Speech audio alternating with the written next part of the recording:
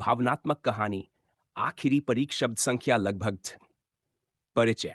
राहुल एक छोटे से गांव का होनहार छात्र था। उसकी आंखों में बड़े सपने थे और दिल में उन्हें सच करने की लगन।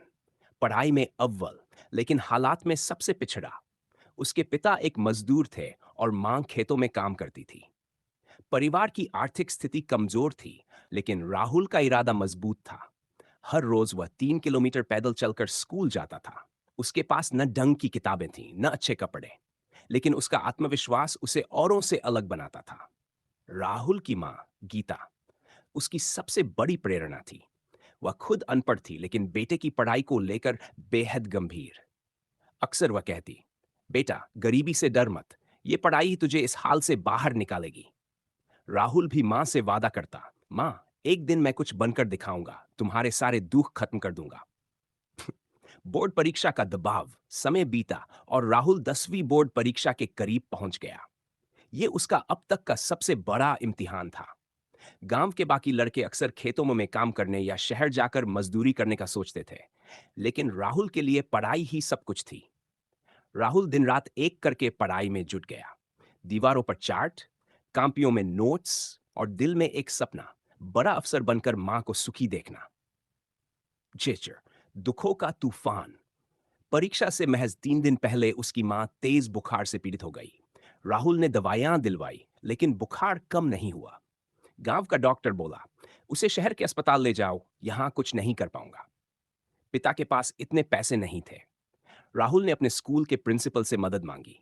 प्रिंसिपल ने कुछ पैसे दिए और सलाह दी, बेटा, मां को बचाना जरूरी है, लेकिन तेरी परीक्षा भी उतनी ही जरूरी है। राहुल मां को लेकर शहर के अस्पताल पहुंचा। मां को भर्ती तो कर लिया गया, लेकिन उनकी हालत गंभीर थी। डॉक्टर ने साफ कह दिया, हम कोशिश कर रहे हैं, लेकिन समय बहुत कम है। मां की अंतिम इच्छा। राहुल मां के पास बैठा था, जब उसकी मां ने थमे हुए स्वर में कहा, बेटा, मुझे पता है मेरी हालत ठीक नहीं है, लेकिन तू परीक्षा जरूर देना। मेरा सपना अधूरा मत छोड़ना। राहुल की आंखों से आंसू बहने लगे। मां, मैं तुम्हें छोड़कर कैसे जाऊं? मां ने उसका हाथ थामा। अगर तुझे मुझसे प्यार है तो परीक्षा में जरूर बैठना। मेरा आशीर्वाद हमेशा तेरे साथ है। आखिरी विदाई।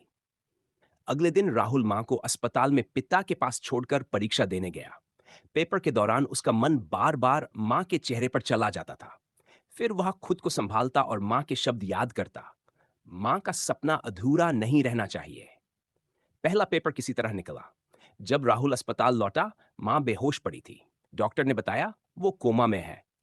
राहुल रोज परीक्षा देने जाता और फिर सीधा अस्पताल भाग आता। उसके चेहरे पर थकान, आंखों में नींद की कमी, लेकिन दिल में एक आग थी, मैं हार नहीं मानूंगा। 6, परीक्षा समाप्त, जीवन की परीक्षा शुरू। आखिरी पेपर के दिन राहुल को लग रहा था जैसे उसके भीतर सब कुछ टूट चुका है। पेपर खत्म होते ही वह दौड़ता हुआ अस्पताल गया, लेकिन इस बार जो खबर उसे मिली वह दिल तोड़ने वाली थी। डॉक्टर ने कहा, तुम्हारी मां नहीं रही। राहुल वहीं जमीन पर बैठ गया, एकदम चुप। उसकी आंखों से आंसू नहीं निकले, जैसे सब कुछ सूख चुका हो। उसकी मां चली गई थी, लेकिन एक सपना छोड़ गई थी, राहुल को सफल देखना। कुछ महीने बाद परिणाम का दिन। राहुल ने परीक्षा पास कर ली थी, राज्य में टॉप किया था। जब गांव में खबर फैली, सब हैरान रह गए। हर कोई राहुल को बधाई देने आया। प्रिंसिपल ने उसे गले लगाकर कहा, बेटा, तूने कर दिखाया। तुझे देखकर हर गरीब बच्चा सीखेगा कि हालात हार का कारण नहीं होते। राहुल ने आसमान की तरफ देखा और धीमे से कहा, मां, तुम्हारा बेटा वादा निभा गया। आज का राहुल। आज राहुल एक आईएएस अधिकारी है। हर साल वह अपने गांव के बच्चों के लिए स्कॉलरशिप देता है। उसके दफ्तर में एक तस्वीर है, उसकी मां की।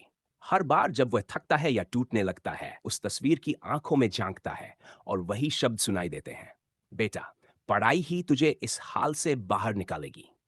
सीख। ये कहानी बताती है कि कठिन हालात चाहे जितने भी हो, अगर नीयत साफ हो, मेहनत सच्ची हो और मां की दुआएं साथ हों, तो कोई सपना अधूरा नहीं रहता।